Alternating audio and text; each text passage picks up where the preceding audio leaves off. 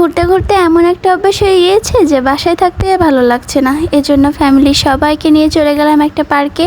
আর কোথায় গেলাম সেটা তো ভিডিও শেষে আপনারা জানতে পারবেন। তো ভিডিওটা শুরু করি। আসসালামু আলাইকুম এভরিওয়ান। এখানে আমার বাবুকে আমি রেডি করে দিয়েছিলাম। অবশেষে সবাই রওনা দিলাম। আর এখানে আমরা অনেক দিন পর এক জায়গায় হয়েছি। এখানে আমার নানি আপু ছিল, মামুনি ছিল, মামি ছিল, আর তার বেবিও ছিল, আর আমরা তো আছি। তো আমরা কোথায় যাচ্ছি সেটা এখনো বলা হয়নি। আমরা যাচ্ছি হচ্ছে লেক ভিউ। আমাদের ওই একটাই জায়গা লেক ভিউ, কারণ সাতক্ষীরাতে ওইভাবে কোনো ঘোরার জায়গা নাই। আর প্রতিবারের মতো এবারও আমরা সন্ধ্যার পরে বের হয়েছি, কারণ লেক ভিউয়ের মূল সৌন্দর্য ওই রাতেই, কারণ লাইট টাইট থাকে তো খুবই ভালো লাগে, আর বাচ্চারা তো খুবই এনজয় করে।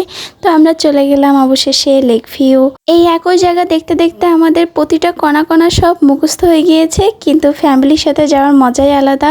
তাছাড়া এমনও কিছু মানুষ আছে যারা অনেক দূরে থাকে বা দূরপ্রবাসী, তারা কিন্তু ইচ্ছা করলে ফ্যামিলিদের সাথে টাইম স্পেন্ড করতে পারে না, কিংবা এতিম বাচ্চারাও আছে, তাদের কিন্তু ফ্যামিলি সহ কোনো কিছুই নাই।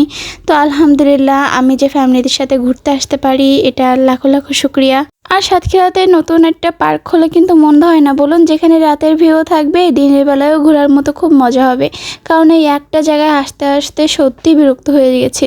আর আগে তো ছিল রাজ্জাক পার্ক, মন্টু সাহেবের বাগান বাড়ি।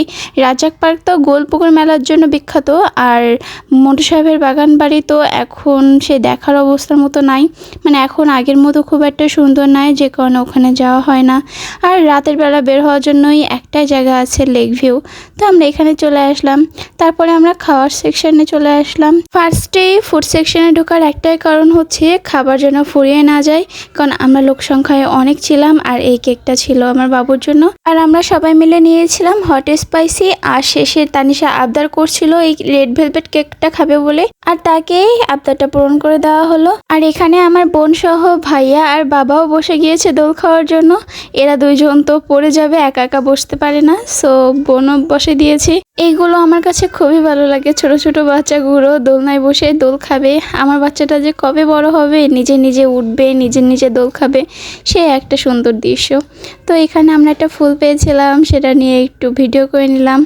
এখানে আবারও আমার বাবা খেলা করছে, খুবই ভালো লাগছিল আমার দেখতে। আজকের দিনটা তো অনেক অনেক স্পেশাল ছিল, কারণ সবাই মিলে ঘুরতে যাওয়ার মজাই তো ছিল আলাদা। আবার কবে যে এরকম হবে তা নিজেও জানি না, আবার কেউই জানে না। ইচ্ছা করলে হয়তো ইনশাল্লাহ আবারও আমরা এরকম ফ্যামিলি নিয়ে ঘুরতে যাব। তো যাই হোক, আমি ভিডিওটা এখানে শেষ করছি। আপনার যাদের আমার ভিডিওটা ভালো লাগবে তারা একটা লাইক করে দিবেন, আর আমার পেজটিকে ফলো করে দিবেন।